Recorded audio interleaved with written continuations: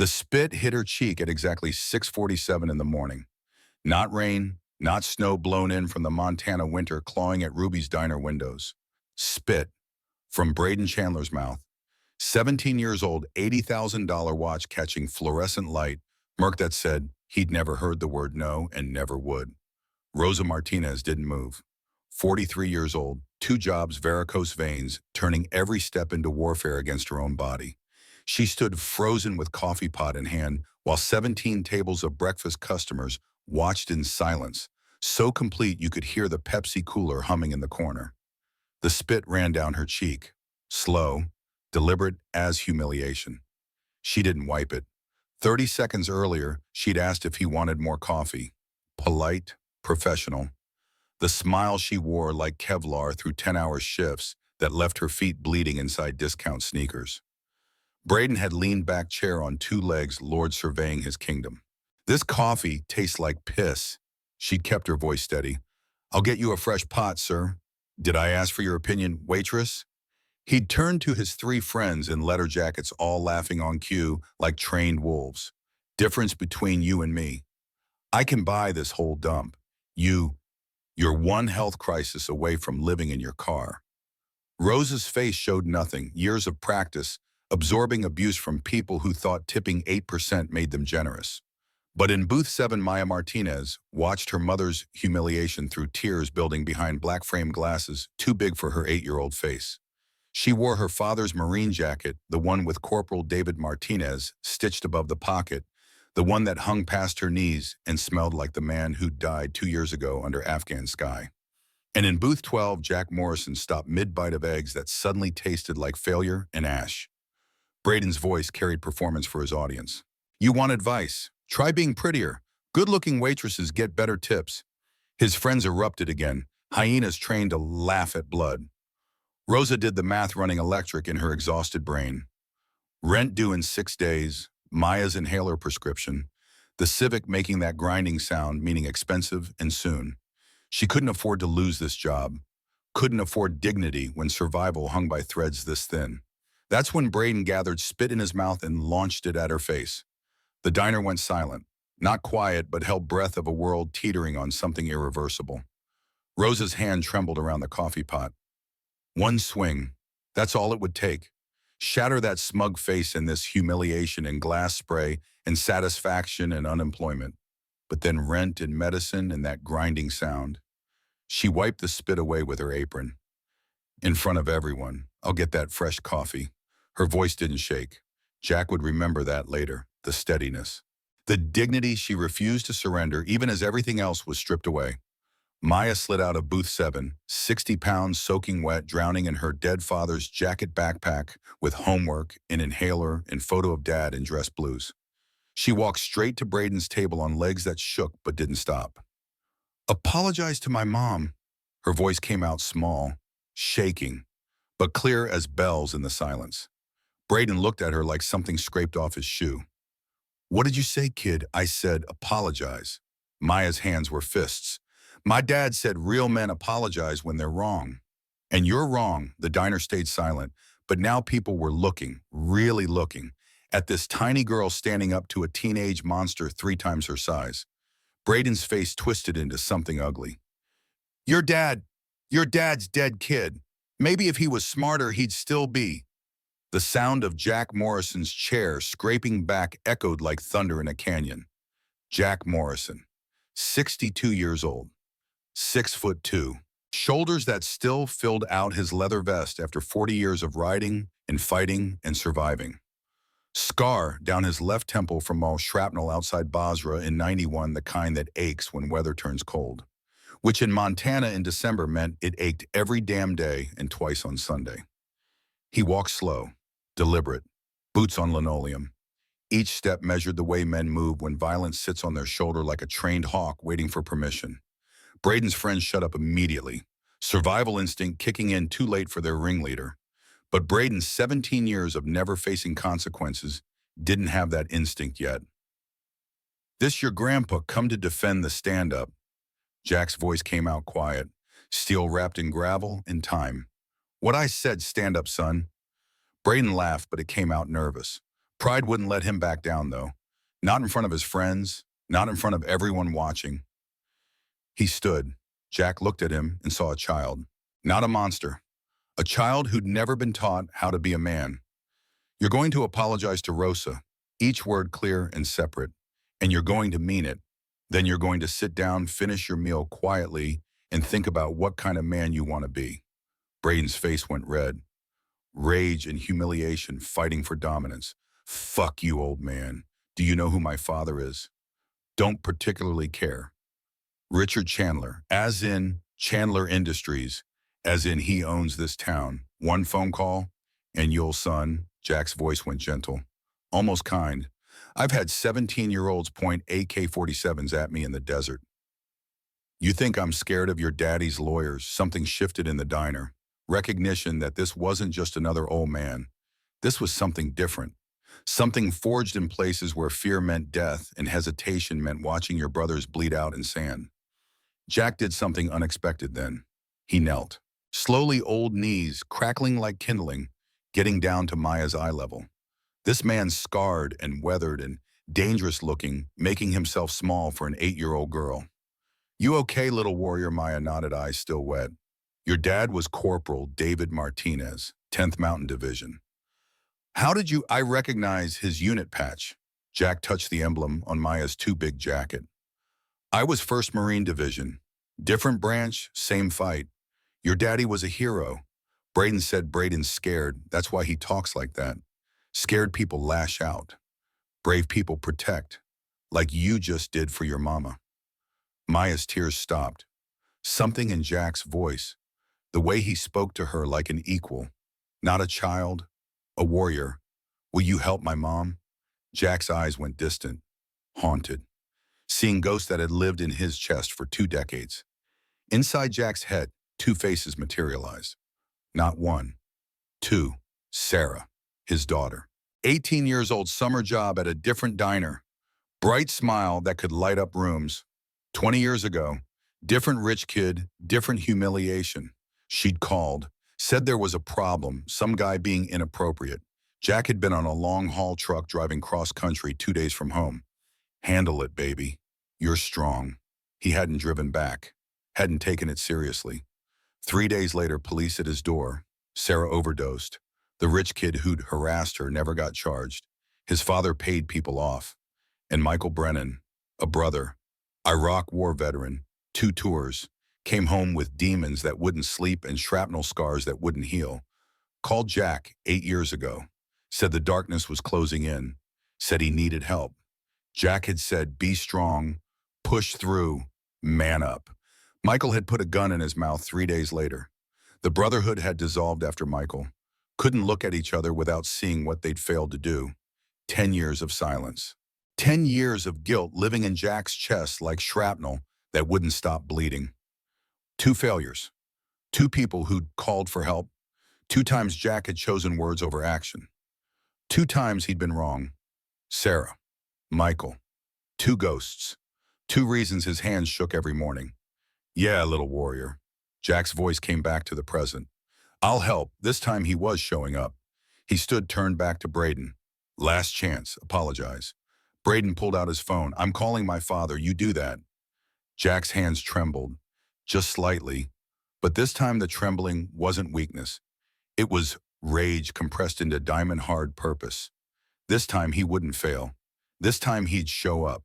For Sarah, for Michael, for Maya, for everyone who'd ever needed someone to stand between them and cruelty.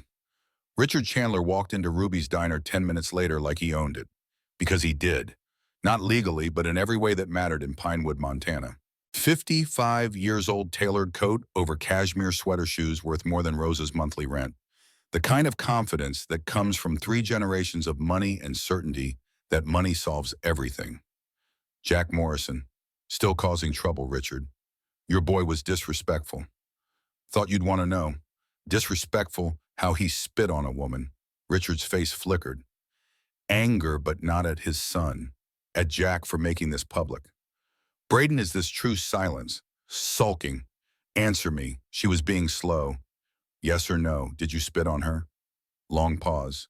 Yes, something passed across Richard's face then. Not shame exactly, but recognition. He turned to Rosa. Mrs. Martinez, I apologize for my son's behavior. I'll be handling this privately. He pulled out his wallet. Crisp hundreds. 5 of them. For your trouble. Rosa looked at the money. $500. 6 weeks of Maya's medication. But taking it meant this is over, sweep it under the rug, nothing changes. She pushed the money away. I don't want your money, Mr. Chandler. I want your son to understand what he did was wrong. The diner inhaled collectively. Richard's expression went dangerous. Mrs. Martinez, I'm trying to do the right thing here. Then teach your son to do the right thing. Money doesn't fix everything. Sheriff Tom Dalton pushed through the door, then late 50s local authority badge catching light like a warning. Everyone knew Chandler Industries was the town's biggest employer. Dalton's re-election depended on Richard Chandler's support. What's the problem here? Richard's voice came out smooth. My son had a misunderstanding with staff. I've offered compensation. Mrs. Martinez refuses. I think we need to discuss trespassing. Jack's jaw tightened. Trespassing? He's going to throw her out for not accepting hush money. Dalton's hand rested on his service weapon. Casual but clear. Jack, don't make this harder than it needs to be. Tom, you watch this kid spit on a woman, and you're going to let him walk. I'm going to maintain order. What you do next decides whether you're part of that order or part of the problem. Jack looked at Maya, still standing there, watching adults negotiate away her mother's dignity the way they always did. The way they'd negotiated away his daughter's justice 20 years ago. The way they'd ignored Michael Brennan's pleas for help 8 years ago. Different diner, different sheriff, same outcome. Rich kid walks. Working person gets crushed. Veterans calling for help get platitudes instead of presence. 20 years ago, Jack had backed down when Sarah needed him. 8 years ago, Jack had offered words when Michael needed action. Not today, not ever again. Maya, Jack's voice came out quiet. Go to booth 7, get your backpack, but do it, warrior. She ran. Jack turned to Rosa. Mrs. Martinez, you're coming with me. What? I can't. My shift, your shift just ended. You work for me now. I don't understand. You will. Jack pulled out his phone in the parking lot. December cold bit through his vest, but he didn't feel it. Speed dial number 1. The number he hadn't called in 10 years. Not since the Brotherhood dissolved after Michael Brennan's funeral. Not since they'd all gone their separate ways, unable to look at each other without seeing their collective failure. 2 rings. Marcus. Jack. That's you. Yeah, brother. Silence. Then Marcus's voice came back different, careful. Been a long time, too long. Listen, I need the chapter. Ruby's Diner, 20 minutes. Jack, the Brotherhood hasn't ridden together in, I know, 10 years, since Michael. But we failed him because we didn't show up. I'm not failing anyone else, so I'm asking. Will you ride? Long pause. Jack could hear Marcus breathing, thinking, remembering Michael Brennan's funeral. The way they'd all stood and around his grave knowing they could have saved him if they'd just shown up instead of offering advice from distance. What happened? We ride today. For everyone we didn't ride for before. The line went quiet. Then Marcus's voice came back steady. All of us, everyone, 20 minutes. The line went dead. Jack turned to Rosa and Maya standing confused in the cold. Mrs. Martinez, you know the Iron Brotherhood. Rosa's face showed recognition and fear. The motorcycle club, that's us, or was. We disbanded 10 years ago. But I'm calling them back, for you, for Maya, for everyone we should have protected before. Jack, I appreciate what you did in there, but I can't get mixed up with what veterans who help people. We're not outlaws, ma'am. We failed someone once. A brother who needed help, and we weren't there. We've spent 10 years living with that. But failure only becomes permanent when you stop trying to make it right. Maya tugged her mother's sleeve. Mama, he's like Daddy. Look at his tattoo. Rosa looked. 1st Marine Division. Same as David's. Her eyes filled. David talked about you, Jack Morrison. Said you saved his unit in Kandahar. Said you were the best man he ever knew. Jack's expression shifted. Surprise, pain. David Martinez was my husband. Jack's throat closed. Your husband saved my life in Kandahar, twice. Called in air support when we were pinned down. Took fire meant for me. I owed him everything. And now his family needs help. So yeah, I'm showing up.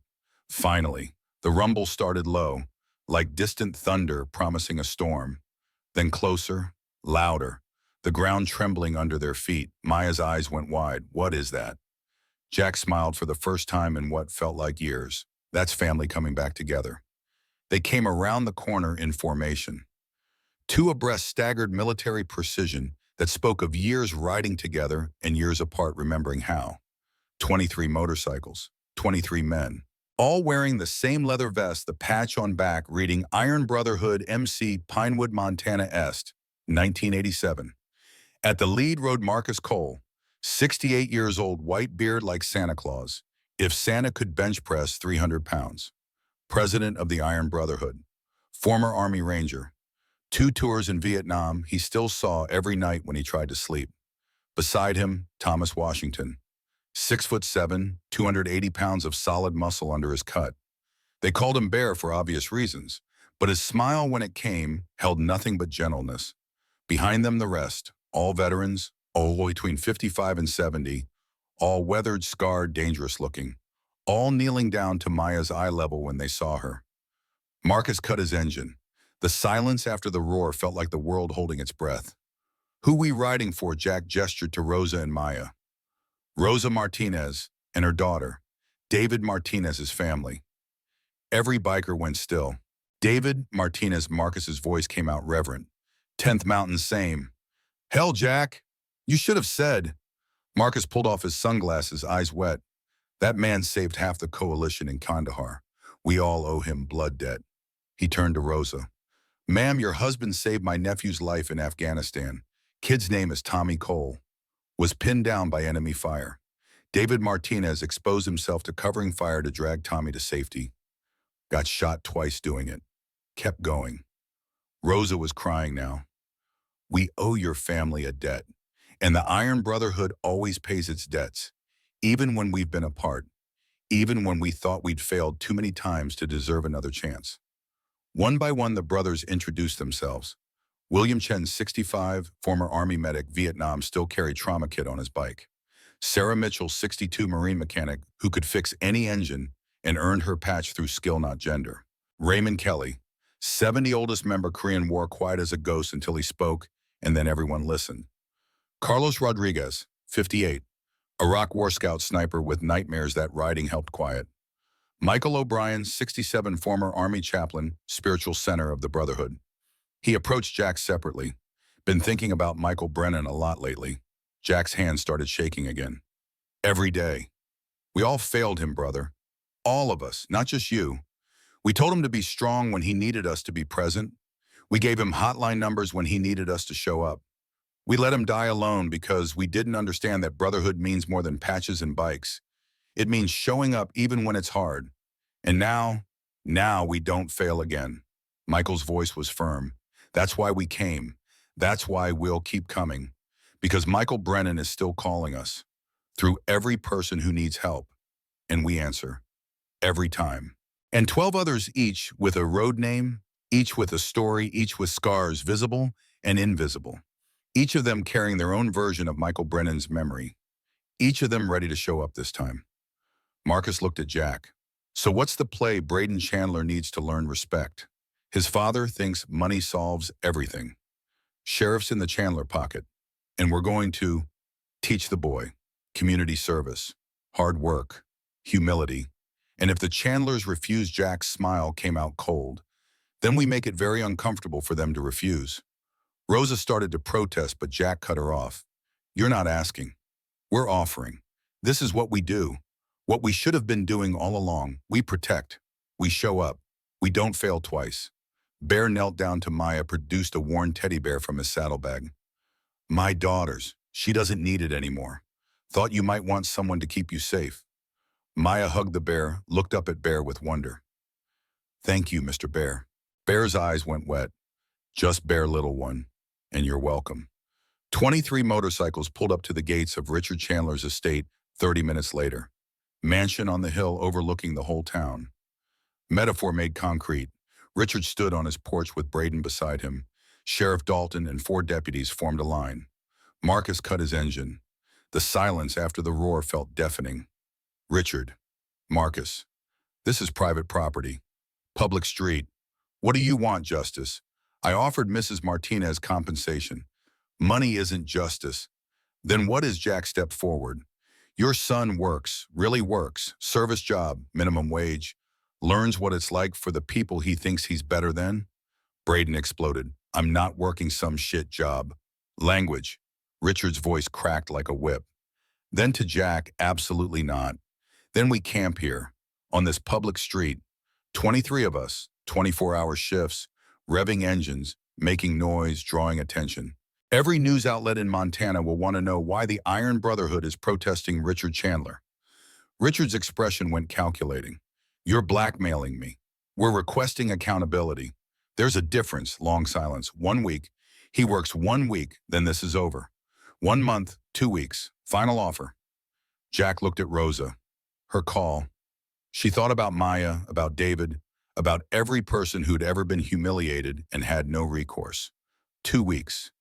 But I choose where he works. Braden Chandler stood in Ruby's diner the next morning, wearing a white apron and hairnet and rubber gloves he'd never touched in his life. Behind the line. Dishwashing station. Stacks of greasy plates, pans crusted with eggs, coffee cups with lipstick stains.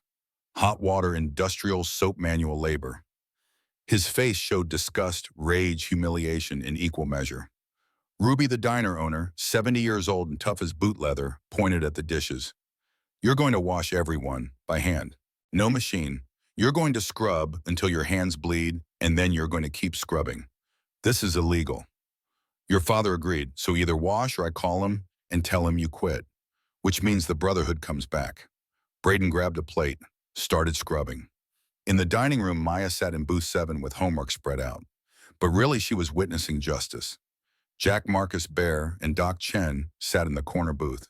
Coffee and watching. Think it'll work? Marcus asked. Depends on the kid. Jack's voice came out tired. Some people can't change. Born broken. You don't believe that? I want to. But I've seen evil, Marcus. Real evil. Not all of it can be fixed. Doc Chen leaned forward. You thinking about Sarah? Jack's voice came out barely audible. Sarah and Michael. 2 ghosts, Marcus understood. 2 failures. 2 chances we didn't take. Jack's hands shook around his coffee cup. Sarah called me. I told her to handle it. She overdosed 3 days later. Michael called us. We told him to be strong. He put a gun in his mouth 3 days later. Same pattern, same failure, different victims. And Braden Chandler reminds you of the kid who hurt Sarah. Every second I look at him. But this time I'm here. This time I'm showing up. For Sarah, for Michael, for everyone we let down. So this isn't just about Maya's mother. This is redemption. Jack looked at his brothers, his weathered hands, his scars. Call it whatever you want. End result's the same. Kid learns, or doesn't. But at least I'll know I tried. At least I'll know I showed up instead of offering empty words from safe distance. Maya approached their booth and climbed in beside Jack. You watch him a lot, making sure he does the work. No, you watch him like you're waiting for something. What are you waiting for? Jack looked at this 8-year-old, her father's eyes, observant, sharp, waiting to see if people can change. Can they? Don't know yet. That's why I'm watching. Maya nodded, satisfied. My dad said you were sad sometimes. Is that why your dad talked about me a lot? Said you saved his whole unit, but that you blamed yourself for things that weren't your fault. He said the bravest people are the ones still fighting even when they're broken inside. Jack pulled out his wallet. Small photo, worn, creased down the middle. Sarah, 18 years old, smiling. That's my daughter. Where is she? She died. Long time ago. Like my dad, different. But yeah, gone. Maya touched the photo gently. Can I see her every day? So she's not lonely? Jack's throat closed up. Yeah, little warrior. You can. In the kitchen, Braden's hands were raw and bleeding after 3 hours of scrubbing. A customer sent back eggs, 2 runny. Ruby handed the plate to Braden. Wash it, then make new eggs. I'm not a cook. You are now. Braden cracked eggs onto the griddle. They ran everywhere. Again. He tried, failed. Again and again. On the 7th attempt, he got it right. Ruby nodded. Progress. Braden looked at his bleeding hands, at the eggs, at Rosa serving customers with grace despite varicose veins that turned every step into agony. Something shifted in his face. Not redemption yet, but the first crack. Sheriff Dalton approached Jack's bike in the parking lot that afternoon. "You're making powerful enemies. Already had powerful enemies. What's a few more? Richard Chandler isn't someone you cross. Then he shouldn't have raised a son who spits on women." Dalton's hand went to his weapon. "Jack, I'm trying to help you. Back off, let this go, or things get complicated for you and your brothers. Tom, you and I served together, first Gulf War. You were a good man. What happened?" Dalton's expression showed pain and anger fighting. "Life happened. Pension's not enough. Kids need college, wife got sick, medical bills. Chandler offered solutions. He bought you, he helped me. There's a difference." Is there a long pause? "1 week, Jack. Then I stopped being nice." News spread fast in Pinewood. The Brotherhood versus the Chandlers. People chose sides. The local mechanic refused to service Chandler vehicles. The bank manager pressured Brotherhood members about loans. The diner filled with supporters, leaving extra tips for Rosa. Chandler Industries threatened to cut jobs. Veterans rallied behind the Brotherhood. Business owners feared economic retaliation. The town was fracturing. End of day 3. Braden pulled off his apron, hands wrapped in bandages, exhausted. Rosa approached him. "Same time tomorrow." Braden looked at her, really looked for the first time. "Does it ever get easier, the standing, the ache in your feet?" "No, you just get used to it. I don't know how you do this every day. Because my daughter eats. Because we have a home. Because dignity isn't negotiable." Braden went silent. Then his voice came out broken. "I'm sorry for what I said, what I did. Apologies are a start. Change is the finish." Braden pulled out his phone, showed Rosa a video. "There's something you need to see." The video showed the Chandler Industries warehouse. Workers loading trucks at night. Unmarked trucks.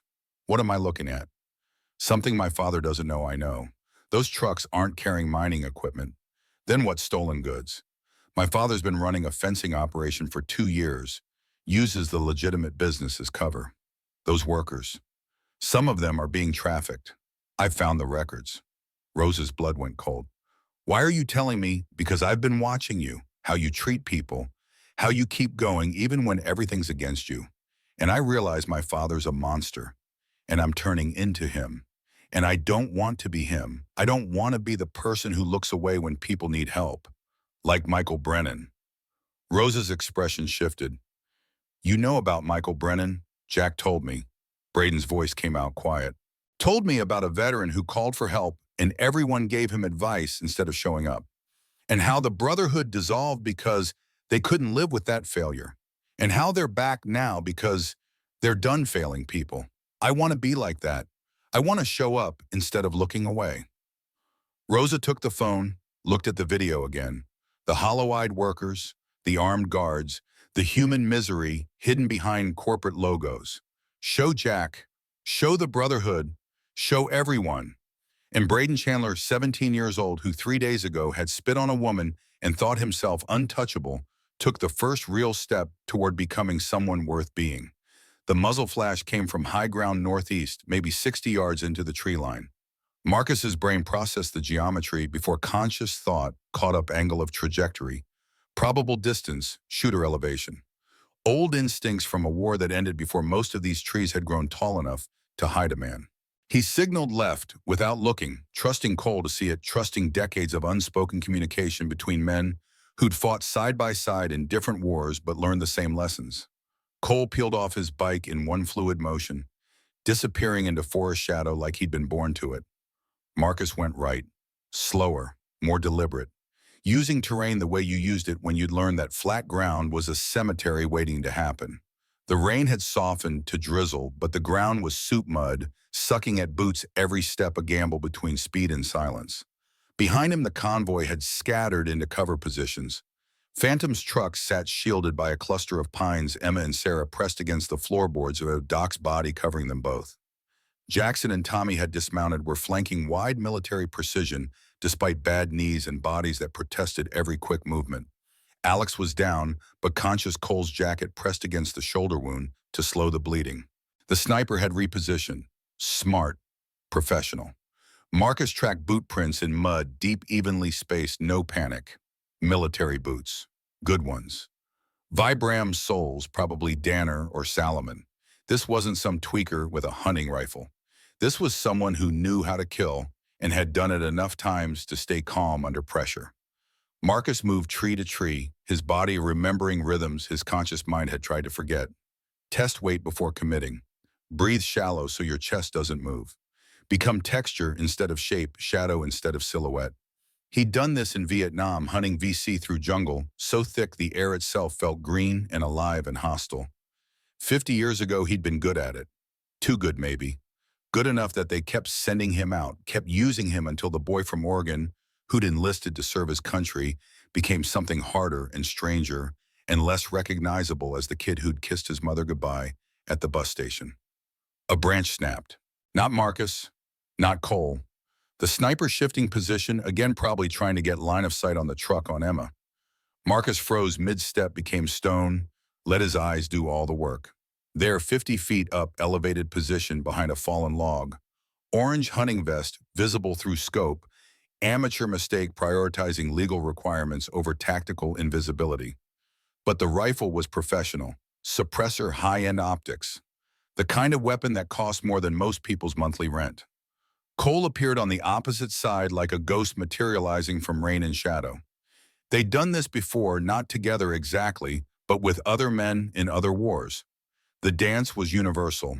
Pin from one side, flank from the other, collapse the kill zone until the target had nowhere to go but surrender or die. The sniper saw Cole first, started to swing the rifle smooth and practiced no wasted motion. Marcus moved. Covered 15 feet in 3 seconds that stretched into hours, his body screaming, protest from ribs that had cracked in 72 and never healed quite right from a knee, that ground bone on bone every time it flexed, from a back that remembered carrying wounded men through jungle and had never forgiven him for it. He hit the sniper low and hard, driving both of them into mud and dead leaves and the loamy smell of forest rot. The rifle went flying, disappeared into underbrush.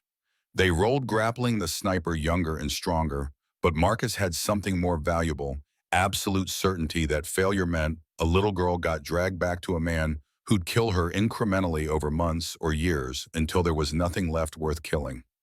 The sniper got an elbow into Marcus's ribs right where they'd cracked. Pain bloomed white and sharp, turned his vision gray at the edges. Marcus absorbed it, channeled it, used it to fuel the kind of violence that civilization spent centuries trying to sand off men and never quite managed. Cole arrived, grabbed the sniper's arms, twisted them behind his back. With the efficiency of someone who'd done this exact thing in different countries for different reasons. The sniper's face hit mud.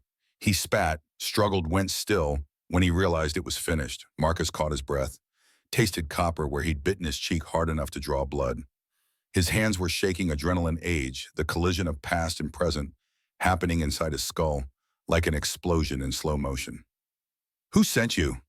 His voice came out rougher than intended. The sniper laughed, wet and ugly mud between his teeth. "You already know. Say it anyway." The sniper turned his head just enough to look at Marcus with eyes that had seen things too.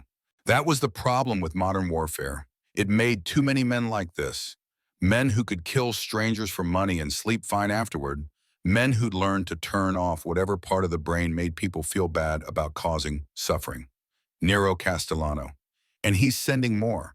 A lot more. You killed his cousin's marriage, his reputation. Family means something to these people. Means everything. We didn't kill anything. Ray killed it himself when he put hands on a child. The sniper's smile had blood in it. Doesn't matter. Perception is reality in their world. Ray says you stole his property. Nero says nobody steals from family. So here we are. She's not property. Try telling them that. The sniper coughed. They already know where you're going, your safe house, the quarry. Nero's had people watching it for 3 hours. He's got 30 men up there right now, turning it into a kill box. You ride in, you don't ride out. The information landed cold and hard. Marcus and Cole exchanged glances. Their advantage had evaporated. Defensive position compromised. Enemy holding high ground with numbers and preparation. Cole pulled zip ties from his jacket pocket, secured the sniper's wrists, then his ankles. Checked him for weapons and found 2 knives, a backup pistol, and an ankle holster, and a phone that showed 19 missed calls from a contact labeled simply boss. Marcus took the phone, scrolled through messages. Most were encrypted, but a few text fragments were visible. Status, where are they? Kill the old one first, break the others. The sniper watched him read. You think you're heroes, protecting some kid you don't even know. But you're just old men playing soldier, pretending the world still works the way it did when you were young. It doesn't. Power wins, money wins. You lose. Marcus pocketed the phone. We'll see. They left him tied to a tree, conscious but immobile, close enough to the road that someone would find him eventually, but far enough that it wouldn't be tonight. The rifle went into the river, watched it sink into black water that would rust the firing pin into uselessness. The ammunition got scattered into underbrush where it would corrode before anyone found it. Back at the convoy, Doc had Alex stabilized. The bullet had gone clean through the shoulder, missing bone, and Major Vessel's either lucky or the sniper had aimed to wound instead of kill. Probably the latter. Nero wanted them scared, wanted them making mistakes born from fear and desperation. Marcus wouldn't give him that satisfaction. The convoy started moving again, slower now, every bike scanning shadows, every unexpected sound, triggering fight-or-flight responses that had been honed in different wars, but never quite faded. They made it 4 miles before Jackson's voice crackled over the radio. Headlights. Multiple vehicles. Coming fast from behind. How many? 4? Maybe 5. Not trying to hide. They want us to know they're coming. Can we outrun them? Not with the truck. Not in these conditions. Phantom's voice was steady, but Marcus heard the fear underneath. Road's too narrow. We try to rush, and we end up in the valley. Then we need a stop, somewhere defensible. Marcus scanned the road ahead. His mind worked through tactical considerations. Visibility, cover, escape routes, acceptable losses. Their lights ahead. Gas station. Only thing operating within 20 miles, probably. The gas station looked like it had been abandoned by Hope sometime in the 90s and reluctantly resurrected by necessity. 2 pumps with analog displays that probably hadn't been updated since Carter was president. Small store attached lights on inside, dim and flickering. A pickup truck parked near the door, old enough to have character, new enough to run. An old man stood in the doorway as they pulled in, rifle cradled in his arms. Not pointing it yet, but ready to his body language, screaming suspicion and fear in equal measure. 70 years old, maybe, face weathered by Oregon sun and rain and decades of small disappointments. The convoy stopped. Engines idled. Marcus dismounted slowly, hands visible, body language, projecting calm while his eyes tracked exits and cover and how fast he could close distance if this went bad. We need fuel. His voice stayed level, reasonable. In 5 minutes to catch our breath. We'll pay cash and be gone. The old man's eyes moved across the bikes, the leather, the patches that marked them as Iron Brotherhood. His grip tightened on the rifle. Not welcome here. Heard about you on the scanner. Kidnapping, child endangerment. Whole state's looking for you. Marcus's jaw tightened. That's not what happened. That's what they're saying. That's what dispatch is saying. That's what the sheriff's department is telling everyone within 100 miles. They're lying. The old man spat into gravel. That's what kidnappers always say. The truck door opened before Marcus could respond. Sarah climbed out first, then helped Emma down, the girl moving, stiff and careful, like everything hurt. They walked forward together, Emma pressed against her mother's side, both of them small and fragile in the fluorescent light that made everyone look half dead. Emma walked past Marcus, past the bikes, and the men who'd promised to protect her, right up to the old man with his rifle and his judgment and his absolute certainty about what was happening here. Her voice came out, quiet but clear truth, stripped of everything but itself.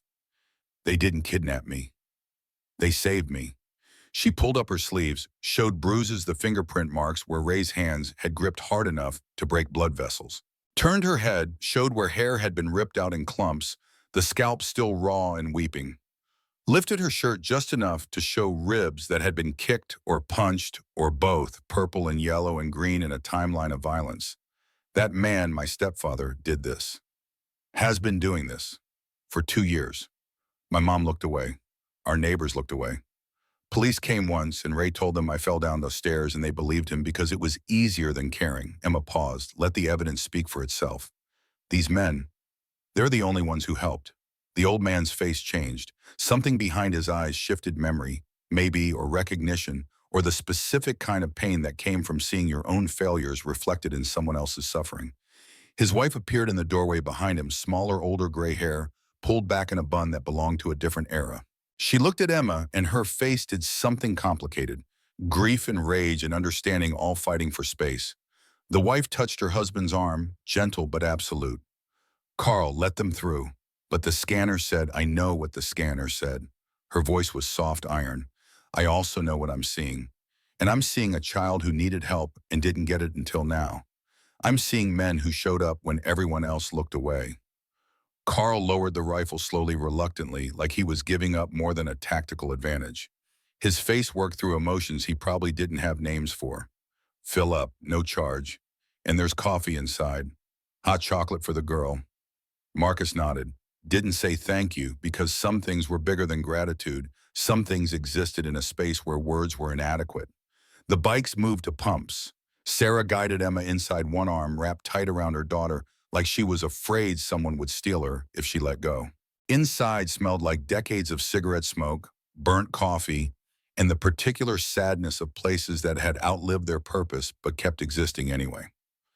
The wife, her name tag said Margaret, put on a fresh pot of coffee, made hot chocolate the way grandmothers do with real milk and actual chocolate, and the kind of care that comes from understanding exactly what absence of care does to children.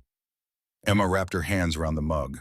The same gesture she'd made at the clubhouse, like warmth was something precious and temporary, not to be trusted. Margaret watched her with eyes that knew things, that recognized the specific way trauma reshaped a body, the way it made you flinch before contact happened, made you apologize before anyone accused you of wrongdoing. How old are you, honey? 11. Emma's voice was small. Margaret's hands shook as she poured coffee for the adults. Her husband stood by the window, watching the road, the rifle now propped against the wall instead of held ready. He was doing his own calculations, weighing what the law said against what his eyes showed him, trying to reconcile the disconnect. Marcus's burner phone buzzed. Text from unknown number.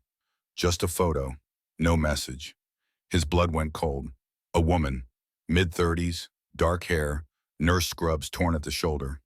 Tied to a chair, duct tape across her mouth, terror in her eyes that was specific and profound. Behind her, concrete wall, industrial setting, and spray-painted in red Nero's snake-tail logo. Marcus stared at the photo, his mind working through implications and threats, and the terrible arithmetic of impossible choices. Another text arrived. Just coordinates in 3 words, trade or die. Phantom appeared beside him, must have come in through the back door, saw the phone, saw the photo. His face didn't just change, it shattered, every carefully maintained piece of composure falling away to reveal the raw wound underneath. That's Sarah. His voice barely made it past his throat. My daughter, Sarah Walker. Marcus had known Phantom had a daughter, knew the rough outline of the story, DUI crash wife, and son dead daughter survived, but Phantom had been too consumed by guilt and alcohol to be a father afterward. Hadn't seen her in years, was trying to earn the right to be in her life again, one sober day at a time. Another text, you have something of Nero's. He has something of yours. Fair trade, the girl for the woman. You have 2 hours. After that, we start removing fingers. Phantom's hand found the counter, gripped it hard enough that his knuckles went white. I can't. His voice broke. I can't let her die because I came here. Because I tried to help. Make the trade, Reaper. Please make the trade. Marcus looked at Emma, at Sarah, at the fragile possibility of escape they'd built over the last few hours. Looked at Phantom's face, at the desperation and guilt and love that had been buried under alcohol and self-loathing for 12 years, but was still there, still capable of destroying him. We don't trade. His voice came out harder than intended. We get them both. How Phantom's laugh was broken glass. Nero has 30 men at the quarry. We have 6 bikes and a truck. We're outgunned, outmanned, and out of time. Marcus pulled out his phone, started scrolling through contacts he hadn't used in years, numbers that belonged to men who were probably eating dinner or watching television or preparing for bed. Men who'd think he was crazy for calling in a favor this big over something this personal. He found the first name, hit dial, 2 rings, then a voice rough with decades of cigarettes and hard living. Yeah, this is Reaper. I'm calling in the oath. Silence. The kind that stretched and pulled and held weight. Then, where Marcus rattled off coordinates for a junction 7 miles north. Rally point. We move from there. What's the situation? A little girl screamed and nobody came. Except us. Now we need everyone. The line went quiet. Marcus could hear breathing, could hear television in the background, could hear the weight of decision being made. Then I'm coming, and I'll bring my chapter. The second call went the same way. The third. Men who hadn't ridden in years promising they'd be there. Men who had responsibilities and arthritis and every reason to say no, saying yes instead, because 50 years ago they'd sworn an oath, and oaths mattered when nothing else did. By the eighth call, Marcus had commitments for over 100 bikes. Vietnam vets in their 70s, Desert Storm vets in their 60s, Iraq vets in their 50s. A rolling generation of men who'd learned that showing up was the only thing that separated the living from the ghosts. Cole approached while Marcus was making the ninth call. What are you doing out calling everyone? For a little girl you met 3 hours ago, Marcus looked at him. For a principle. For the idea that when children scream, adults answer. For something that matters more than safety. Cole nodded slowly. Then call faster, because those headlights behind us, they're getting closer. Outside, the pursuing vehicles had stopped at a ridgeline 3 miles back. Watching. Waiting. Probably reporting position to Nero, probably coordinating for a pincer movement. A sheriff's cruiser pulled into the gas station lights off, moving slow and careful. Deputy pulled himself out, Hispanic 30, with the look of someone who joined law enforcement because he believed it meant something and was slowly learning otherwise. Deputy Michael Carter, badge number 4457. His hand rested near his weapon but didn't draw. I got a call about a kidnapping in progress. Multiple suspects, armed and dangerous. Marcus positioned himself between the deputy and Emma. No kidnapping, rescue. That's not what dispatch says. Dispatch says a concerned father reported his daughter stolen by a motorcycle gang. Says there's warrants being issued. Says every cop in 3 counties is looking for you. Marcus kept his voice level. Dispatch is being fed information by a man who beats his 11-year-old stepdaughter. Check her arms. Check her ribs. Check the medical documentation that Doc's been photographing for the last 2 hours. Then tell me who the criminal is here. The deputy's eyes found Emma. Saw the bruises, the fear, the way she pressed against her mother like Sarah was the only solid thing in a world that had turned to quicksand. His face did something complicated, the arithmetic of law versus justice happening behind his eyes. I need to call this in. Standard procedure. You do that, you're sending her back to him. Sarah's voice cut across the room, sharp with fear and anger, and years of compliance finally breaking. Ray has friends, has connections, sheriff's in his pocket, half the department probably is. Last time someone reported him, the file disappeared. The social worker got transferred. Nothing happened except Ray got angrier, and I learned to hide the bottles better. The deputy's hand left his weapon. He looked at Marcus, at the bikes outside, at a situation spiraling in directions his training manual had never anticipated. I could arrest all of you. Take the girl into protective custody. You could. Marcus didn't blink. But you won't. How do you know? Because you became a cop for a reason. Somewhere under that uniform is someone who still thinks law and justice mean the same thing. And because that girl is 11 years old, and if you call this in, she'll be dead within a year. The deputy stood there, badge and gun and authority weighing against what his eyes were showing him. He pulled out his phone, made a call. Marcus tensed, ready to run, ready to fight, ready to do whatever came next. The deputy's voice was quiet when he spoke. Dad, it's Michael. I need advice. Pause. No, not about policy. About doing the right thing when the right thing isn't legal.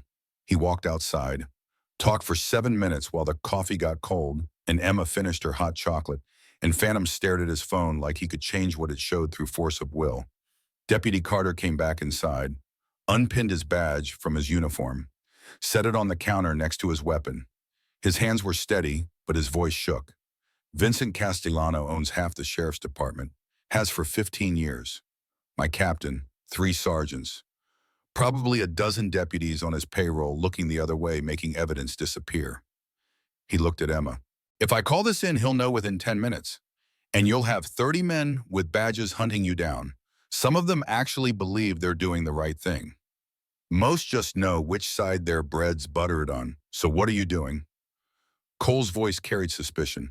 The deputy gestured at his badge and gun sitting on the counter.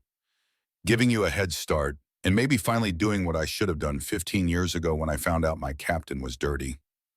Why now? Why help us? Carter's jaw tightened. Because 3 years ago, my sister's husband beat her until she couldn't see straight, couldn't think straight, couldn't remember who she'd been before him. And I did nothing because I told myself it wasn't my business, wasn't my jurisdiction, wasn't my place to interfere. She's dead now. Pills. The coroner called it accidental overdose, but I know better. It wasn't an accident. It was 3 years of being broken until she forgot how to stay alive. He looked at Emma. I didn't help her. Maybe I can help you. Marcus studied the man's face, looking for deception, finding only desperate sincerity. How long before they realize you're not checking in 30 minutes? Maybe 40 if the dispatcher's having a slow night. Where's Nero setting up Old Quarry? North End, high ground 3 sides, protected by rock walls, single access road. He's got 30, maybe 40 men up there, turning it into a fortress. You go in there, you're walking into a kill box. Marcus looked at the map on his phone at the quarry location, at the tactical nightmare it represented. Then he looked at Emma, at Phantom's daughter's photo, at 2 people who needed saving, and 1 defensive position that made conventional rescue impossible. His mind worked through options and discarded them. Couldn't go around Quarry was the objective. Couldn't negotiate, Nero needed to make an example. Couldn't wait, Phantom's daughter had 2 hours, probably less. That left 1 option. Then we take it from him. Marcus's voice was calm. Before he's fully prepared. Before he's expecting us. That's insane. The deputy looked genuinely shocked. You'll be outnumbered 3 to 1. On his ground, with his weapons. Not if we bring our own army. Marcus held up his phone, showing the text threads. Over 100 riders, all chapters, all answering the oath. The deputy's eyes widened. You're really going to do this? You're going to charge a fortified position held by organized crime with a bunch of old bikers? Yes. You'll die. Maybe. Marcus pocketed his phone. But if we don't try, 2 people die for sure. I can live with maybe. I can't live with certainty. Carl, the gas station owner, handed Marcus a paper bag. Sandwiches, coffee in thermoses. You'll need fuel that isn't gasoline. Marcus took it. Some things existed beyond words in the space where gratitude was too small to contain what you felt. The convoy pulled out. Behind them, Nero's vehicles closed the gap. But ahead, something else was happening. Headlights were appearing from multiple directions, converging, assembling. The rally point at Junction 7 was filling with motorcycles. Dozens at first, then more, then more. A tide of chrome and leather and gray-haired men who dropped everything when the call came because they'd sworn an oath decades ago, and oaths didn't expire just because you got old. Ghost stepped forward as Marcus arrived. 68 years old, former Marine face like weathered stone, running the Salem chapter for 20 years. He'd come because Reaper called.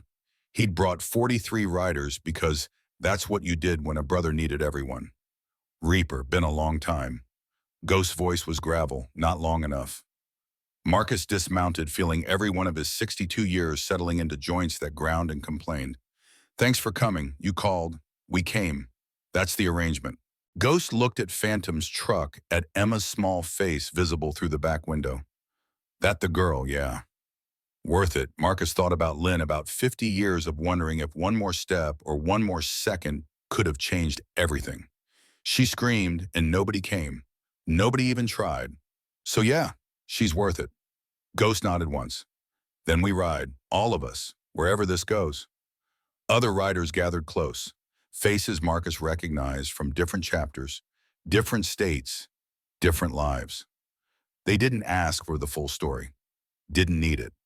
A child needed protection, and that was enough. That was everything. They formed up.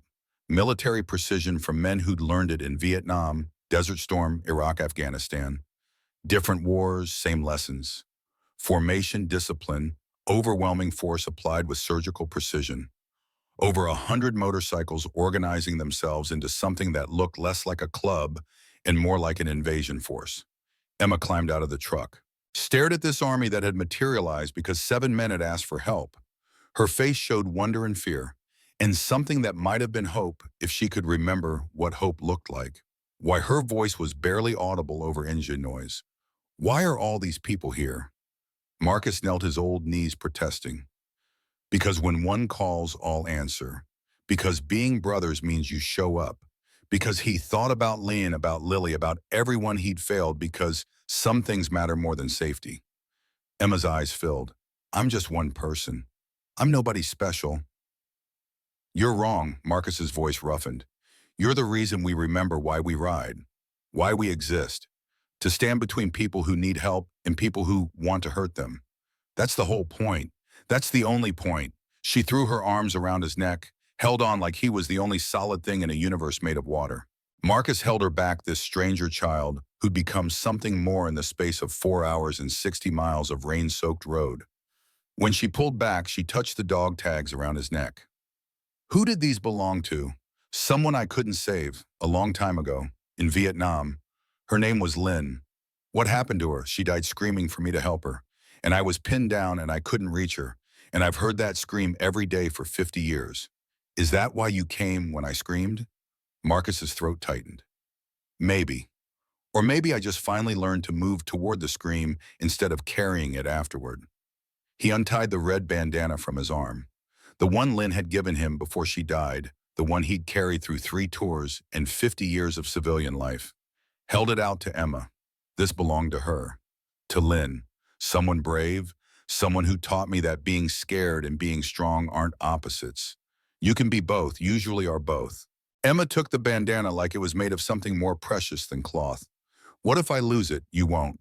And even if you do, she'd understand. Brave people always understand. Emma tied it around her wrist, clumsy, but determined. Thank you, Marcus stood. Addressed the assembled riders, his voice carrying across the junction. Most of you don't know the full story. Here's what matters. An 11-year-old girl was being beaten. Nobody helped, except us. Now Nero Castellano, some of you know, that name has her stepfather under his protection. Family loyalty. He's got 30 men at the old quarry. He's also got a hostage. A woman. Phantom's daughter. Murmurs rippled through the crowd. This wasn't just rescue anymore. This was personal for multiple reasons. Marcus continued. Nero thinks we'll trade. The girl for the woman.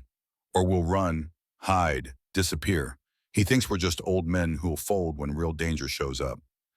His voice hardened. Let's show him what old men do when children scream. Let's show him what happens when you mistake old for weak. Let's show him why the oath still means something. The engines revved in response. 100 voices made of chrome and gasoline, and absolute commitment. The convoy reformed. Bigger now. Powerful. Phantom's truck in the center, surrounded by a shell of bikes that moved with military precision. Scout bikes ahead, flankers on both sides. Rear guard watching for pursuit. They rolled toward the quarry like thunder made mechanical. Inside the truck, Emma pressed against her mother bandana around her wrist, hot chocolate long since finished. Sarah held her, whispering things mothers say when they've failed and are trying desperately to make it right. Doc checked Emma's pulse, her breathing monitoring for shock that would come eventually but hadn't hit yet.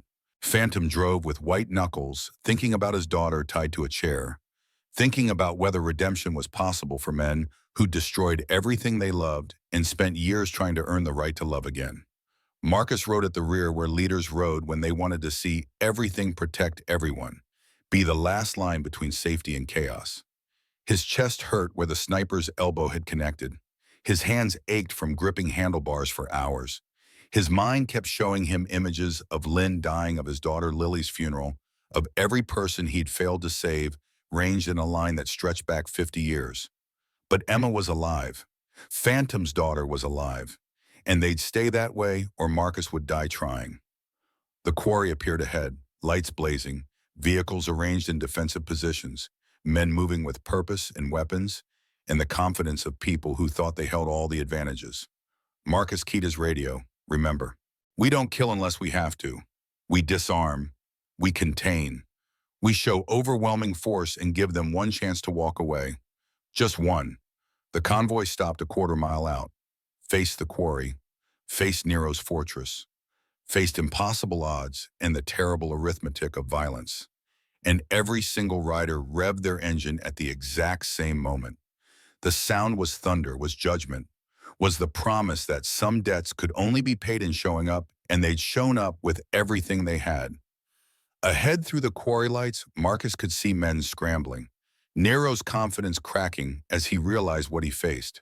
Not 7 old bikers, an army, a brotherhood, a promise kept. Marcus's phone buzzed one last time. Text from Nero, "You're insane." Marcus typed back, "Yes, now let them go."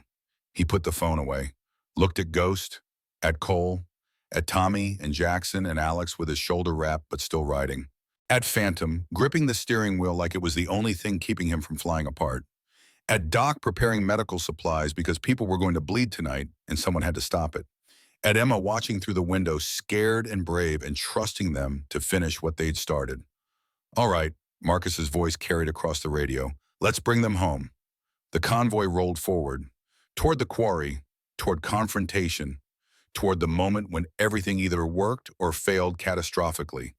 And in the distance, through rain that had started again, Nero watched them come with the slow realization that he'd miscalculated everything. The FBI descended on Pinewood like a biblical plague. 47 agents in 12 black SUVs, warrant paperwork thick as phone books, forensic accountants who could follow money through shell corporations and offshore accounts, the way Carlos Rodriguez could track enemy combatants across desert terrain. Richard Chandler's empire crumbled in 72 hours.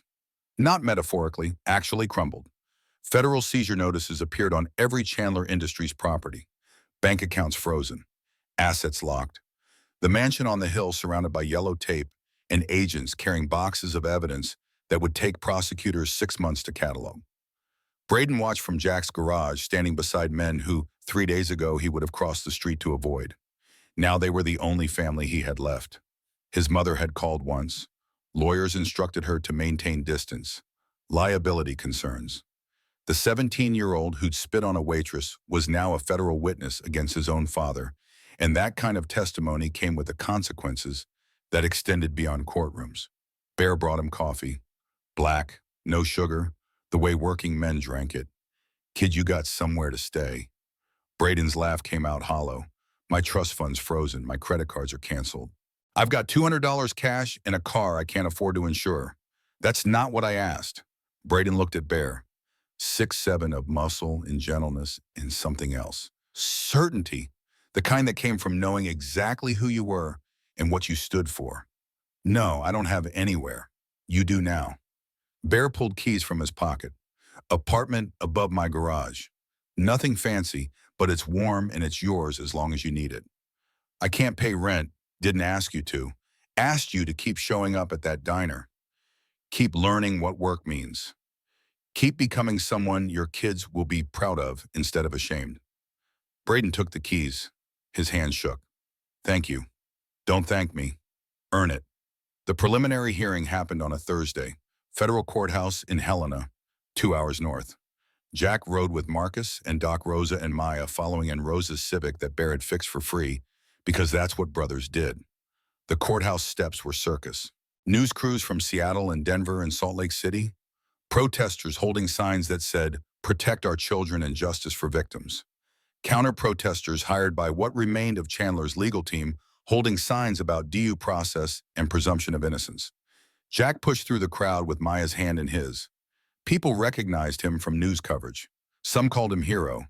Others called him vigilante. He ignored both. Heroes didn't carry ghosts of Sarah and Michael Brennan for decades. Vigilantes didn't work within systems, even when systems were broken. Inside the courtroom smelled like old wood and older justice. Richard Chandler sat at the defense table in an orange jumpsuit that probably cost less than his morning coffee used to. His lawyers surrounded him like antibodies fighting infection. The prosecution table held Assistant U.S. Attorney Jennifer Park, 38 years old, daughter of Korean War refugees, reputation for taking apart organized crime figures the way surgeons remove tumors. Precise, ruthless, complete. She'd spent 72 hours reviewing evidence Braden provided. bank transfers showing payments to shell corporations, manifests listing human cargo by age and country of origin, correspondence with buyers across 6 states, video footage from security cameras Richard thought he'd deleted. The judge entered. Honorable Margaret Reeves, 64, former public defender who'd spent 30 years watching poor people get crushed by systems that protected wealth. Her expression said she'd been waiting her entire career for a case like this. Park stood. Your Honor, the government requests remand without bail. Mr. Chandler poses substantial flight risk. He has access to private aircraft properties in 4 countries and demonstrated willingness to engage in witness intimidation. Defense counsel shot up. Your Honor, Mr. Chandler is a pillar of this community. He employs 400 people. He has deep roots. He's not going anywhere. Park's smile was surgical. Mr. Chandler employed 400 people. As of this morning, Chandler Industries filed for bankruptcy. Those 400 people are now unemployed because your client used their legitimate business as cover for human trafficking. As for deep roots, we have evidence suggesting he was preparing to flee the country when federal agents arrested him. She produced documents, plane tickets to Brazil, $50,000 cash in a go bag, passport under an assumed name. The courtroom murmured. Judge Reeves banged her gavel once. Remand granted, no bail. Trial date set for March 15th, next case. Richard Chandler's face went the color of cement. His lawyers started talking fast, but the marshals were already moving, cuffing him, leading him out through the side door. He looked back once, found Braden sitting in the gallery beside Jack Morrison. Father and son locked eyes. Braden didn't look away, didn't flinch. Just sat there with a teddy bear Maya had given him that morning, for courage, sitting beside men who'd shown him what strength actually meant. Richard's expression cycled through rage and betrayal and something else. Recognition, maybe. That the son he'd raised to inherit an empire had instead chosen to burn it down. That wealth and power and 3 generations of Chandler legacy had produced a boy who'd rather have nothing than have everything built on bodies. Then he was gone. Door closing. Footsteps fading. The Chandler empire ending, not with violence, but with the quiet click of handcuffs and the rustle of legal paper. Outside, reporters swarmed, microphones and cameras, and questions shouted over each other. Jack walked past them, holding Maya's hand. Rosa on the other side. The Brotherhood forming a corridor through the chaos. One reporter broke through. Mr. Morrison, how do you respond to critics who say you took the law into your own hands? Jack stopped, looked at the camera. We didn't take the law into our own hands. We put it back in the hands of people it was supposed to protect. But you broke into private property, assaulted security guards. Vigilante justice, 24 people were being held as slaves. Jack's voice stayed level, but something dangerous moved underneath. An 8-year-old girl was kidnapped. The local sheriff was compromised. We did what needed doing while we waited for the system to catch up. And when the system arrived, we stepped back and let it work. Do you regret any of your actions? Jack looked at Maya, at Rosa, at the Brotherhood standing behind him. Every day I regret not acting sooner.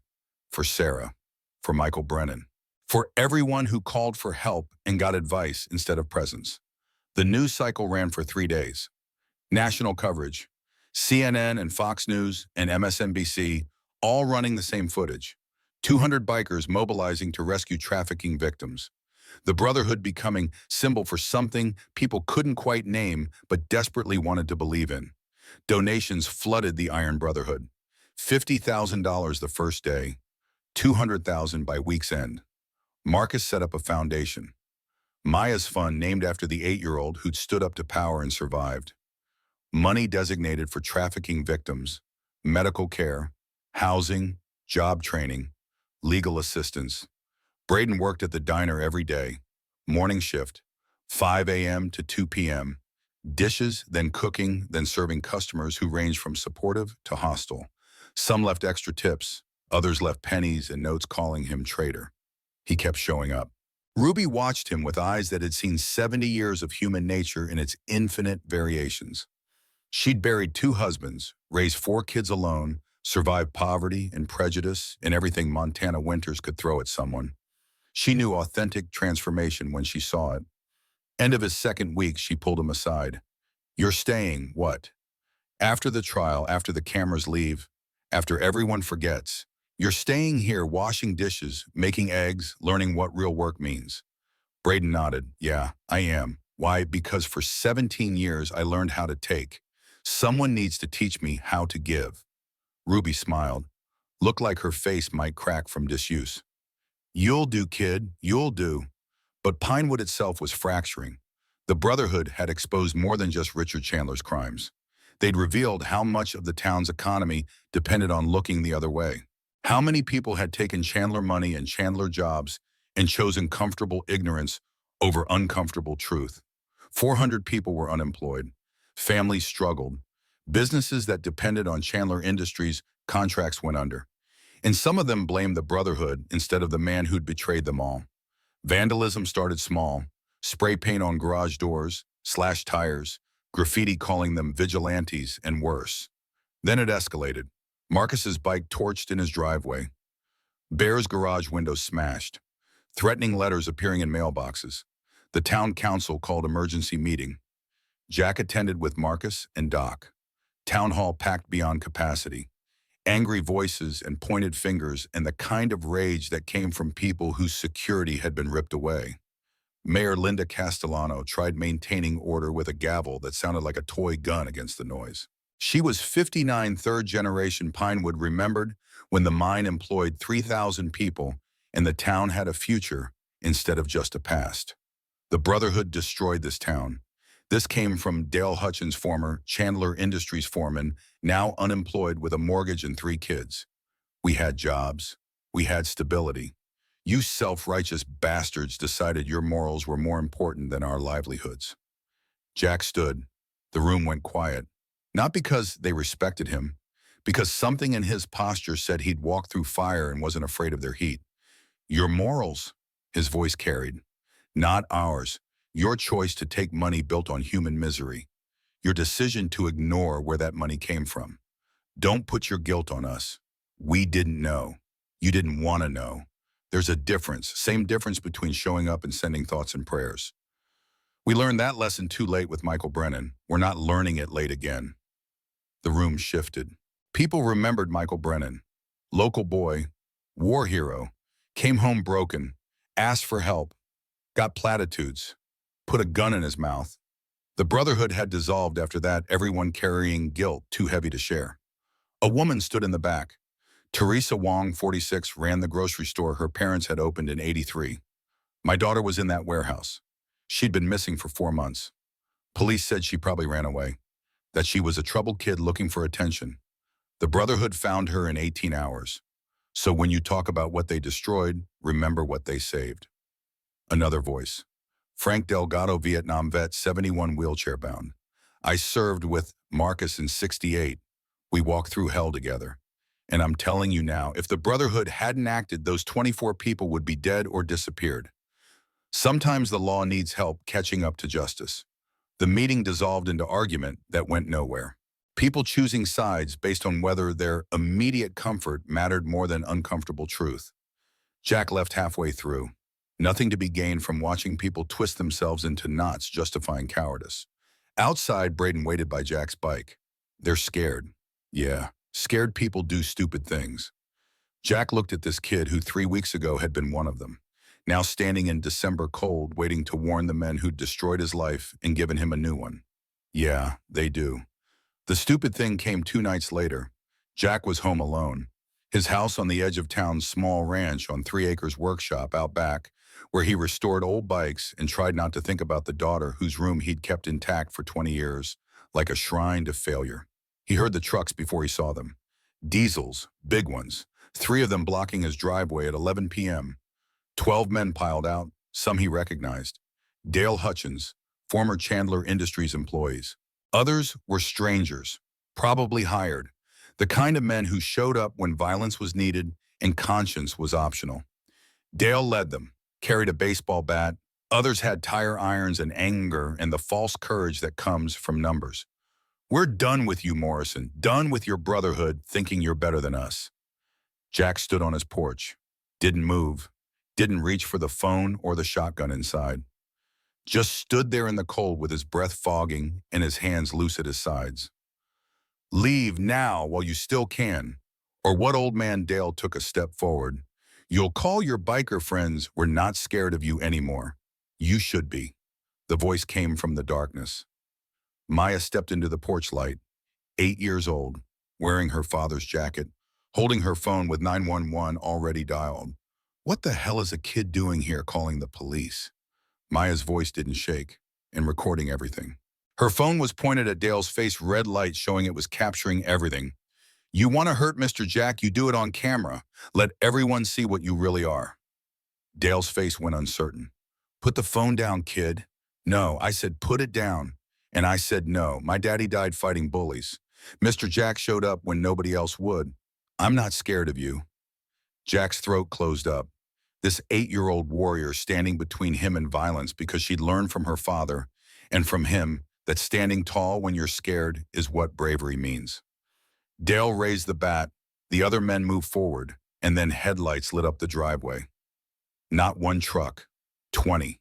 The entire Iron Brotherhood pouring onto Jack's property in response to the alert Doc had sent when his security system caught the first truck entering the property line. 200 men in 12 minutes. All of them stepping off bikes. All of them standing between Jack and the mob. Not raising fists. Not threatening.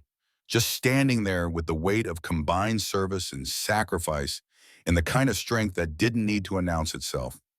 Marcus walked forward. Dale, you want to blame someone for your problems. We get it. Easier to blame us than to blame yourself for ignoring what was happening. But you touch Jack Morrison, you touch a Marine who saved 17 men in Kandahar. You touch any of my brothers, you touch men who have bled for this country. So here's your choice. Leave now and we forget this happened. Stay and find out why you don't fuck with veterans. Dale looked at his crew, looked at 200 bikers, did the math, turned and walked. His men followed. Trucks started, drove off into the night, leaving only the memory of shame and the certain knowledge they'd gotten off easy. Jack knelt down to Maya. What are you doing here, warrior? Mom's closing the diner. She let me come with Mr. Bear. I wanted to make sure you were okay. I'm okay because of you. Maya hugged him, Bear's teddy bear caught between them. My dad said the strongest people protect the weak. You protected me. I wanted to protect you. Something broke in Jack's chest. Not clean like bone snapping. Messy and complicated like ice melting. After a winter that lasted 20 years. He'd spent 2 decades believing he'd failed Sarah. Failed Michael Brennan. Believing he didn't deserve redemption or forgiveness or another chance. And this 8-year-old had just shown him what his daughter would have wanted. Not his guilt, his continued service. His decision to keep showing up even when showing up was hard. The tears came then, silent, unstoppable. 20 years of grief and shame and failure pouring out in front of 200 brothers who'd seen him at his worst and stuck around anyway. Marcus put a hand on Jack's shoulder. Let it out, brother. You've earned it. And Jack did. He let himself break in front of Maya and the Brotherhood in the Montana night that suddenly felt less cold. Let himself feel the weight of Sarah's loss without the added burden of believing he deserved it. Let himself feel Michael Brennan's absence without drowning in guilt. Let himself imagine that maybe his daughter and his brother were somewhere watching him kneel down for an 8-year-old and thinking, yeah, finally got it right. Doc Chen pulled Maya gently away. Let's give him a minute, little one. Is he okay? Yeah, he's healing. The trial started March 15th as scheduled. Federal Courthouse Helena. Jury selection took 3 days. 6 men, 6 women ages ranging from 32 to 68, farmers and teachers and small business owners, and 1 retired Air Force colonel who'd served in Vietnam with Marcus. Prosecutor Park built her case like she was constructing a cathedral. Foundation first. Bank records showing Richard Chandler moving money through 17 shell corporations. Testimony from forensic accountants tracing every dollar from legitimate business to human cargo. Then the walls, manifests, purchase orders, correspondence with buyers that use the language of livestock trading to describe human beings. Then the roof, the victims themselves, 24 people taking the stand, speaking through translators when necessary, describing how they'd been promised us and given slavery, how they'd been held in the mine complex with armed guards and threats against families back home, how they'd lived in darkness until 200 bikers showed up like an army of angels wearing leather and denim. Defense counsel tried poking holes, suggested victims were lying for asylum benefits, argued the correspondence was taken out of context, claimed Richard had no knowledge of his facility being used for trafficking. Someone on his staff had gone rogue. He was a victim too, of betrayal, of ambitious prosecutors, of a media circus that had already convicted him in public opinion. It rang hollow, especially when Braden took the stand, 17 years old, wearing a suit someone from the Brotherhood had bought him, haircut professional, hands still calloused from 3 months washing dishes. He walked to the witness box looking like someone who'd aged a decade in 12 weeks. Park stood.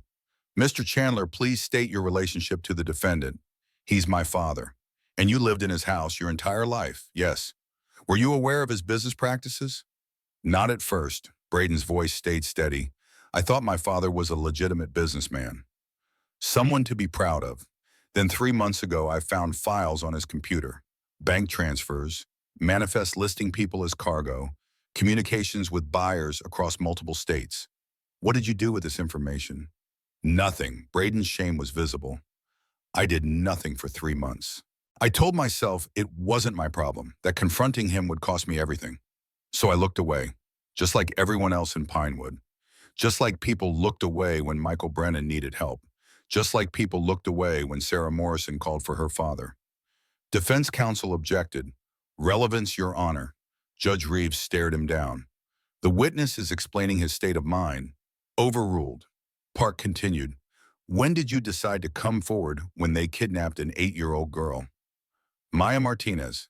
She was 8 years old and they took her to use as leverage against the Brotherhood. And I realized I had a choice. Keep protecting my father and become him.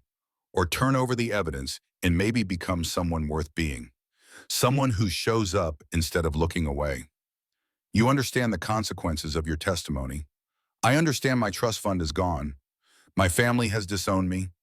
I'll probably never go to college. But I can look at myself in the mirror. That's worth more than money." The courtroom was silent. Defense counsel tried cross-examination, tried suggesting Braden was lying for attention, that he resented his father's authority, that he'd fabricated evidence. But Braden didn't crack. He'd spent 3 months learning that real work meant showing up even when everything hurt. This was just another kind of work. Richard Chandler took the stand in his own defense, against his lawyer's advice. Pride wouldn't let him sit silent while his son called him a monster. He wore his expensive suit, his confident bearing, his certainty that charisma and status could override evidence. He spoke about building Chandler Industries from his father's legacy, about employing 400 people, about contributions to the community, about being a pillar of Pinewood for 30 years. Then Park stood for cross-examination. "Mr. Chandler, you claimed ignorance of trafficking operations occurring at your facility. Is that correct?" "That's correct. Yet you personally signed a lease agreement as for the Blackstone Mine Complex. My staff handles routine paperwork." Park produced a document. "This isn't routine. It's a personal guarantee of liability. Your signature. Your notary. Dated 3 years ago. You knew exactly what that property was being used for." Richard's confidence flickered. "That's a standard business document." "Standard for what business, Mr. Chandler? What legitimate operation requires you to personally guarantee liability at a remote mining facility?" "Storage. Equipment storage. Equipment that requires armed guards on 24-hour rotation, that generates power bills suggesting full occupancy, that receives regular deliveries of food and medical supplies." "I wasn't involved in day-to-day operations." Park smiled. "Then let's talk about something you were involved in. Bank transfers, $200,000 to a company called Blackstone Holdings, an LLC registered in Delaware. Want to guess who owns Blackstone Holdings Silence? You do, Mr. Chandler. You're paying yourself to lease property you already own. Why would you do that unless you were deliberately creating false paper trail? That's a mischaracterization, is it?"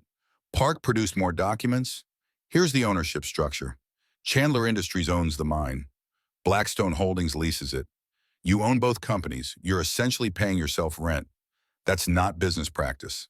That's money laundering." Defense counsel objected. "Speculation." Judge Reeves looked at the documents. Overruled. "Answer the question, Mr. Chandler." Richard's face was cement. "I want to invoke my Fifth Amendment rights." "Too late." You chose to testify. Answer the question. And Richard Chandler, who'd spent 30 years believing money made him untouchable, realized in that moment he'd lost. Not just the trial, everything, legacy, reputation, freedom. The empire his grandfather built and his father expanded, and he destroyed through greed and arrogance, in the certainty that rules were for other people. The jury deliberated 4 hours, came back with guilty verdicts on all counts: human trafficking, kidnapping, money laundering, conspiracy, witness intimidation. 17 counts total, each carrying mandatory minimum sentences that would add up to more years than Richard Chandler had left to live. Judge Reeves set sentencing for May 1st. Ramon continued. Marshals led him away in handcuffs while news cameras caught every moment. The Chandler family ending not with dignity, but with the orange jumpsuit and shackles and the absolute certainty that wealth couldn't buy everything after all. Outside the courthouse, Jack stood with the Brotherhood and Rosa and Maya and Braden. News crews swarmed, but they ignored them. This wasn't about attention. Never had been. It was about 24 people getting their lives back. About an 8-year-old learning that standing up to power was possible. About a 17-year-old choosing to become someone different than what he'd been raised to be. Maya tugged Jack's sleeve. What happens now? Now Jack smiled. Now we go home, and we keep showing up. For everyone who needs it. That's all any of us can do. But what about the people who are mad at us, the ones who blame us for losing their jobs? Some people will always choose comfort over truth, but some will remember why the jobs were lost. And maybe they'll think twice before looking away next time. Marcus put his hand on Jack's shoulder. We did good, brother. Yeah. For Sarah, for Michael, for everyone we couldn't save before. We finally did good. But Pinewood's healing was slower than verdicts. The town had lost its economic engine. 400 unemployed people became 450, 500. Businesses closed. For sale signs multiplied like metastases. Young people left for Bozeman or Billings or anywhere that had a future. The Brotherhood organized job fairs, brought in contacts from other towns, set up training programs for new skills. But you couldn't replace a company that had employed 1 in 6 people overnight. Recovery would take years, maybe decades. Some people thanked them, others cursed them.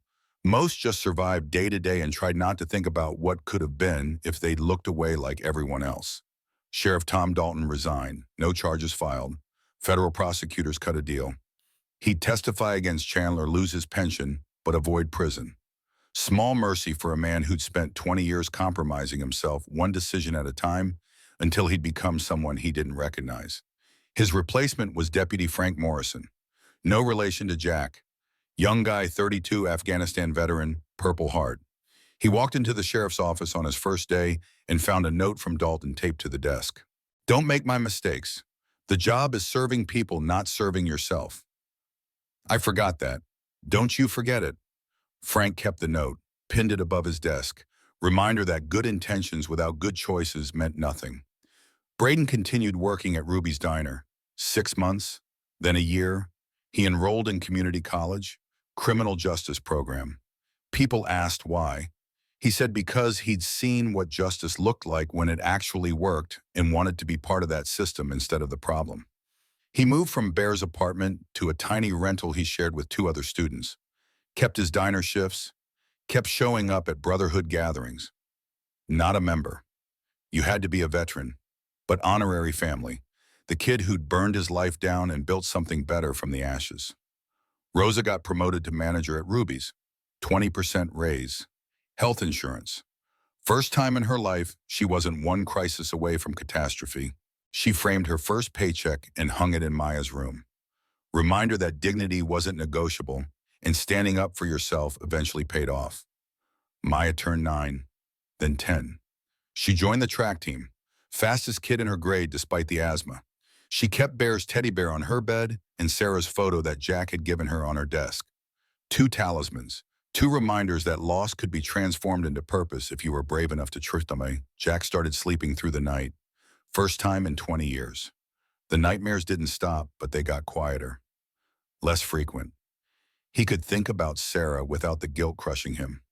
Could remember her smile instead of just her funeral. Could think about Michael Brennan and feel sadness instead of shame.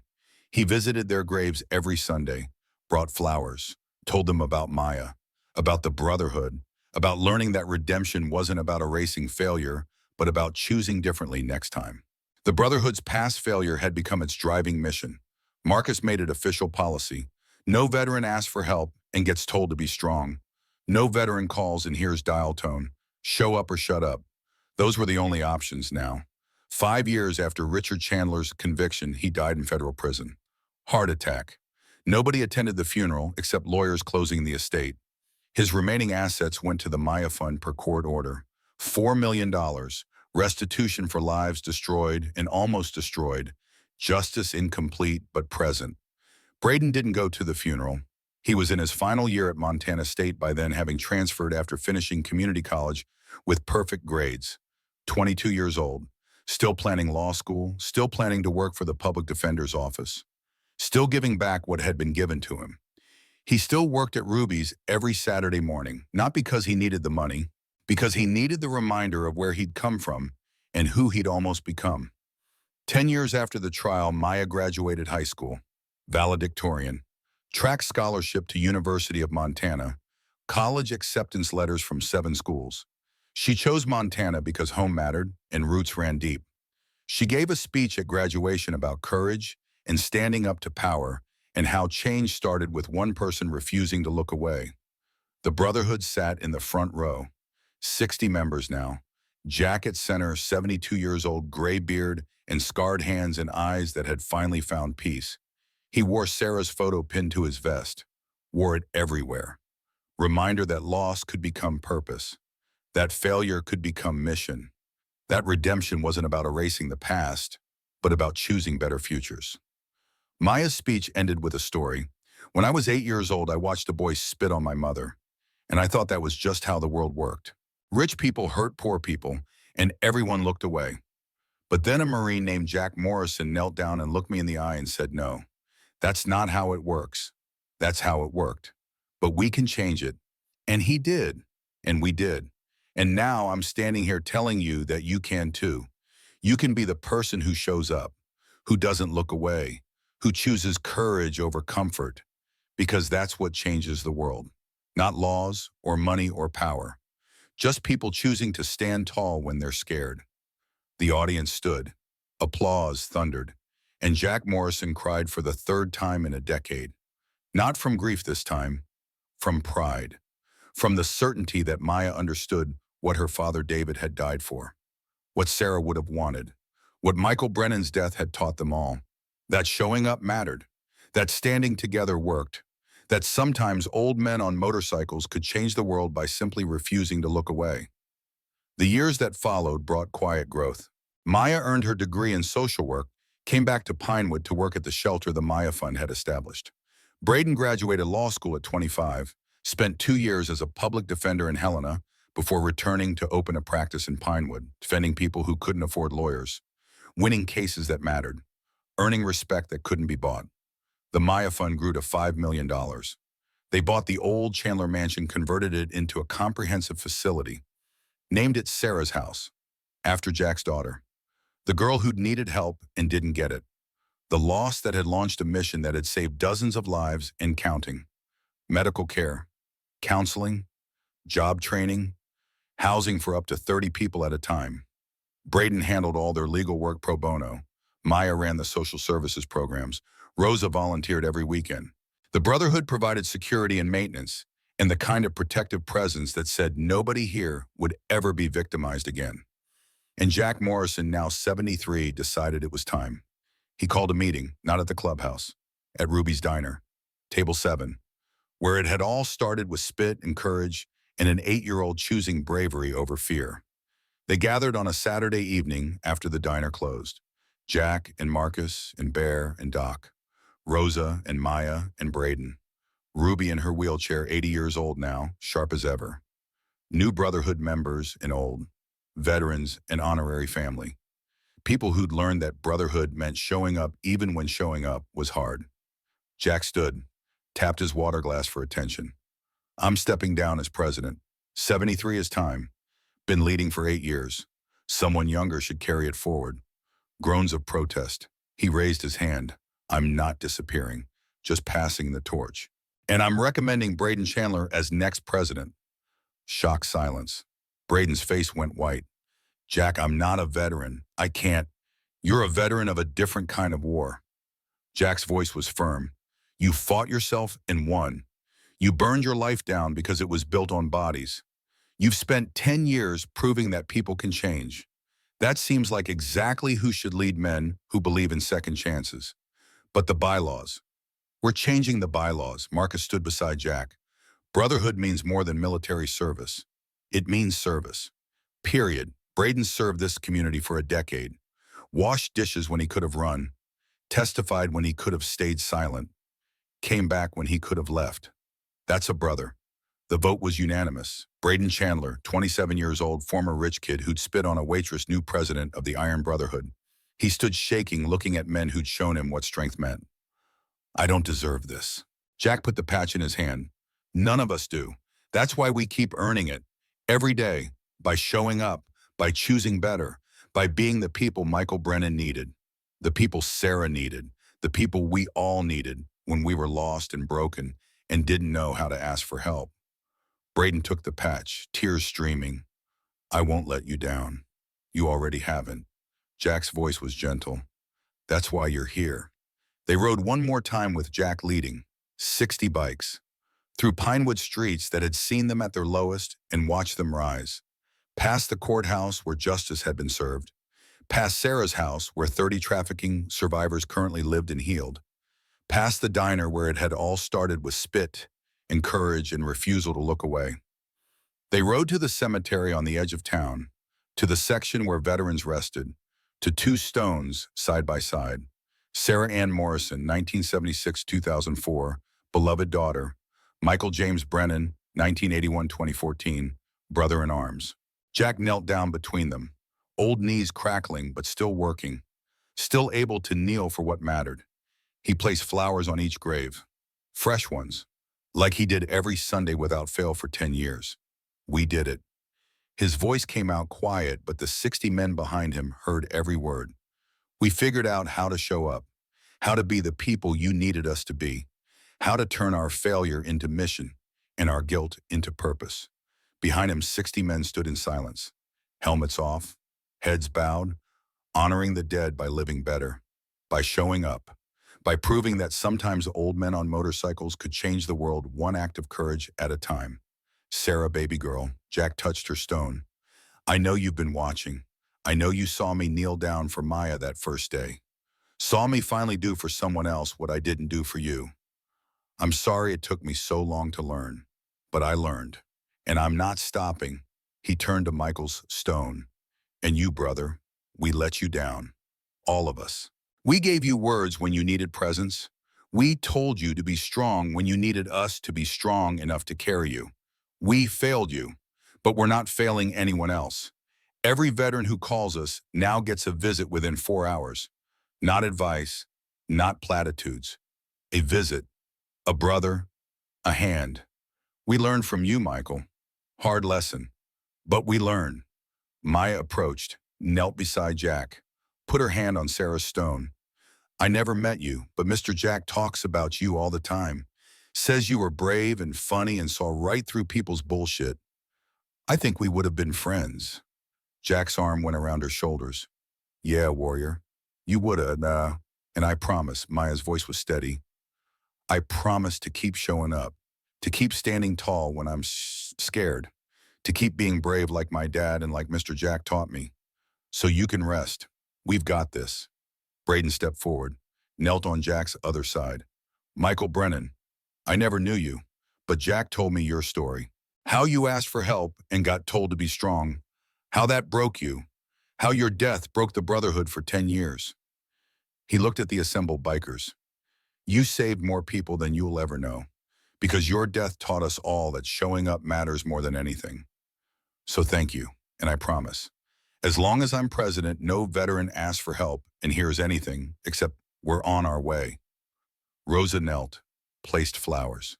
Sarah, I never met you either, but your father saved my family, gave my daughter hope when the world tried to crush her. So I'm raising Maya to honor your memory, to be brave, to stand up, to refuse to look away. Your death wasn't meaningless. It changed everything.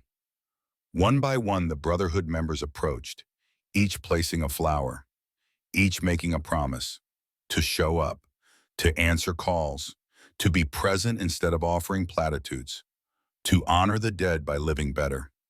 The sun set over Montana mountains. Cold wind carried the smell of pine and snow and something else. Hope, maybe. Or just the certainty that tomorrow they'd wake up and choose again. Choose to show up. Choose to stand tall. Choose to be the people who didn't look away. Jack stood last, his knees protesting but holding, 73 years old, scarred, weathered, but finally at peace with the ghost that had haunted him for decades. He looked at Sarah's stone one more time. I love you, baby girl. Always will. But I'm not carrying guilt anymore. Just love. Just memory. Just a determination to be better every day. He touched Michael's stone. And you, brother, rest easy. We've got the watch now. Nobody gets left behind, not anymore. They rode back to town as darkness fell. 60 bikes, engines thundering. Not a war cry, not anymore. A promise made to the dead, kept by the living. That brotherhood meant showing up every time, no exceptions. And Jack Morrison, former president of the Iron Brotherhood, rode in the middle of the pack now instead of leading. His time at the front was done, but his mission continued, would continue until his last breath, because Sarah and Michael Brennan weren't just ghosts anymore. They were purpose, they were mission. They were the reason 60 men woke up every morning and chose to be better. The diner lights glowed in the distance. Table 7 visible through the window. Still reserved, still marked with a brass plaque. For warriors who stand tall when they're scared. And in that moment, riding through December old with his brothers around him, and peace finally settling into bones that had ached with guilt for 20 years, Jack Morrison understood something fundamental. Redemption wasn't about erasing the past. It was about honoring it, learning from it, letting it shape you into someone who made different choices, better choices. Choices that meant when your time came and you stood before whatever judgment awaited you, could say with certainty, I failed. I learned. I changed. And I kept showing up until I couldn't anymore. That was enough. That would always be enough.